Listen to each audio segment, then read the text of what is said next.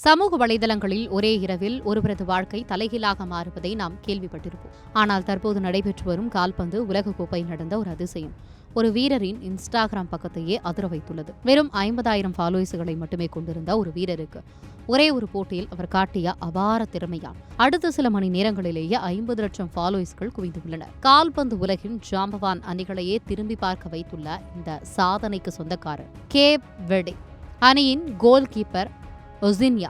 அட்லாண்டாவில் நடைபெற்ற எச் பிரிவு லீக் ஆட்டத்தில் முன்னாள் சாம்பியனான ஸ்பெயின் அணியும் இந்த தொடரில் அறிமுக அணியாக களமிறங்கிய கேப் வெர்டே அணியும் மோதின. ஒருமுறை உலகக்கோப்பையையும் 4 முறை யூரோ கோப்பையையும் வென்றுள்ள பலம் வாய்ந்த ஸ்பெயின் அணி அறிமுக அணியான கேப் வெர்டேவை மிக எளிதில் வீழ்த்திவிடும் என்ற கால்பந்து விமர்சகர்கள் கணித்திருந்தனர். ஆனால் களத்தில் நடந்ததோ வேறு.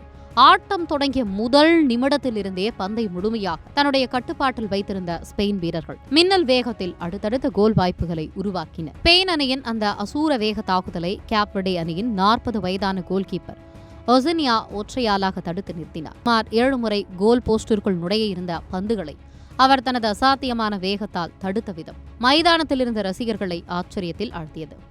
ஜாம்பவான் வீரர்கள் எவ்வளவோ முயன்றும் ஒசின்யாவின் தடுப்பு அரணை உடைக்கவே முடியவில்லை.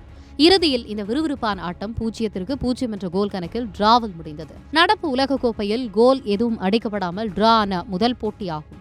இது வரலாற்று பக்கங்களில் பதிவானது. ஸ்பெயின் போன்ற ஒரு உலகத்தரம் வாய்ந்த அணியை ஒரு கோல் கூட அடிக்க விடாமல் தடுத்தார். 40 வயது ஹீரோ ஒசின்யா போட்டியின் நாயகனாக அறிவிக்கப்பட்டார். இந்த தகவல் இணையத்தில் காட்டுத்தீயாய் பரவ தொடங்கிய சில நிமிடங்களிலேயே ஒசின்யாவின் இன்ஸ்டாகிராம் பக்கம் ரசிகர்களின் வரவால் திணறியது.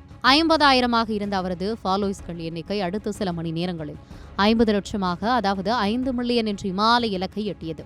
வயது என்பது வெறும் எண்கள்தான் என்பதையும் உண்மையான திறமைக்கு உலகமே தலைவணங்கும் என்பதையும் ஒசின்யாவின் இந்த வெற்றி மீண்டும் ஒருமுறை நிரூபித்துள்ளது.